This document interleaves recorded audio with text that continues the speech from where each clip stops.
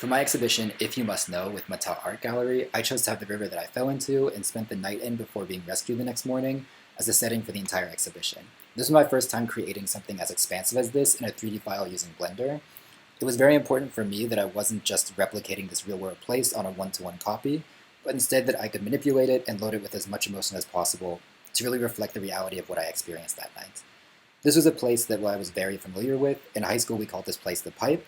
We would go there as sort of a hideout, and I spent the entire day skipping school there before.